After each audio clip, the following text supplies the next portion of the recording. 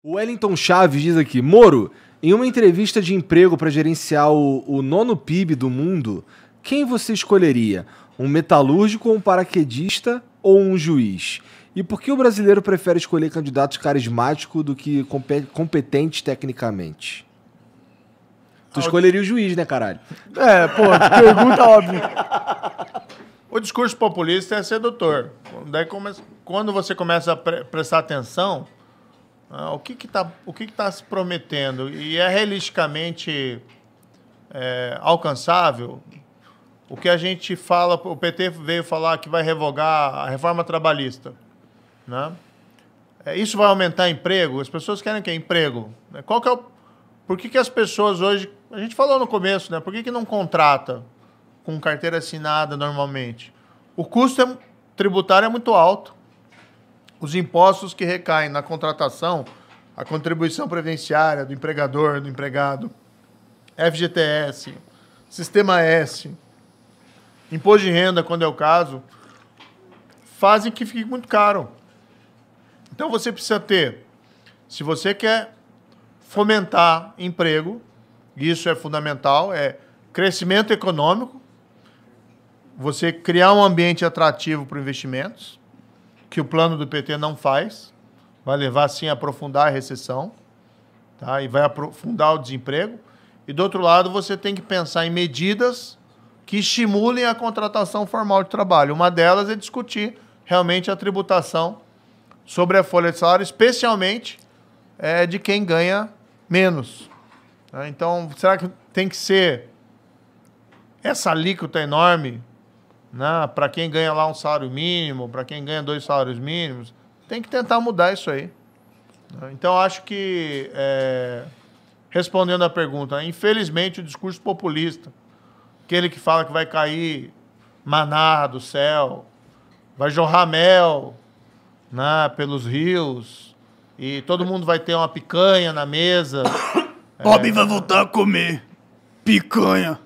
Bom, mas uma coisa que é difícil também de negar... Esse discurso é sedutor, mas a gente sabe que não resolve. O governo do PT acabou em recessão, com desemprego, fome, dificuldade, 2014, 2016. Não, esse foi o Bolsonaro, cara. Bolsonaro que acabou com o Brasil. O PT não fez nada, mano. Não tô nem dizendo que... Assim, veja, se tem... Assim, quem longe, muito longe de mim, defendeu o PT, mas que a gente teve uma redução na miséria durante o governo Lula, pelo menos, isso é difícil de Olha, negar, se eu tenho né? um cenário econômico externo ultra favorável ao meu país, eu acabo com a pobreza um pouquinho. Tudo bem, mas aí você também precisa saber gerir isso daí, né? Cara, mas aí teve um cenário, tem estudos até mostrando, boom de commodities que teve na época, as reformas que foram feitas no governo Fernando Henrique, que ele aproveitou, tá? E você tem comparativos dos países da mesma época, com perfil semelhante ao Brasil, até na América Latina, que cresceram mais que o Brasil. Entendeu? Então, assim, será que... Teve coisas boas. Acho que tem, por exemplo, o Bolsa Família. ProUni. Né?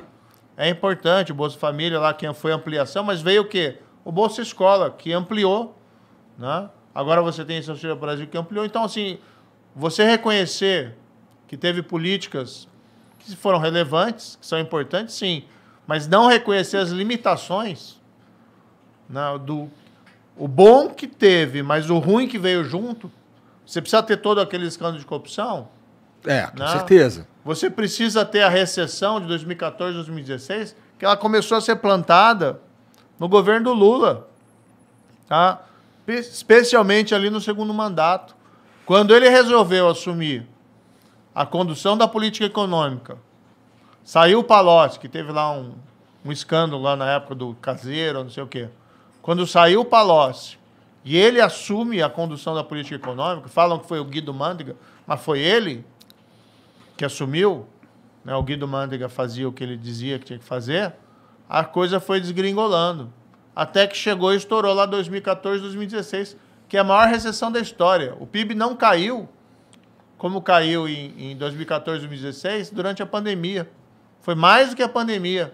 Ou seja, o governo do PT conseguiu derrubar a economia no final num montante maior do que a economia foi derrubada agora pelo vírus, pela pandemia mundial. Isso resulta em mortes também, na minha opinião, viu? Derrubar a Sim. economia, a economia, suicídios, caralho. Então, olha ali o cenário. Puxa, como é que acabou?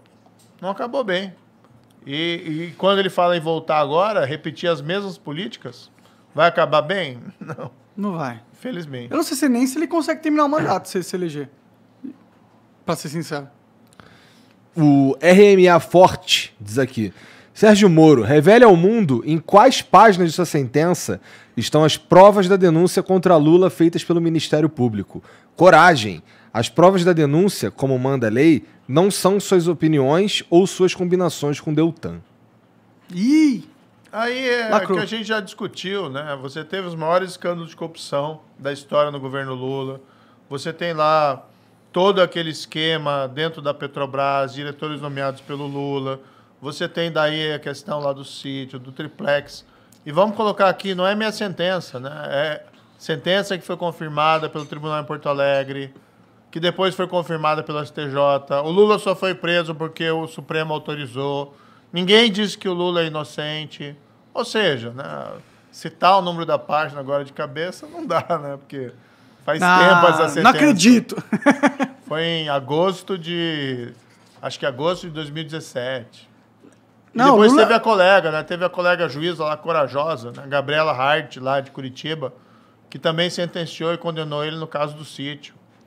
Então, assim... Acho que você tá sendo muito rigoroso, cara. Tudo bem que o Lula colocou todo mundo no poder que fez merda, mas ele não tava envolvido, não tinha como ele saber, pô. Ele era quem? Tipo, o presidente? Não era algo assim. Ele era só um cara lá, pô.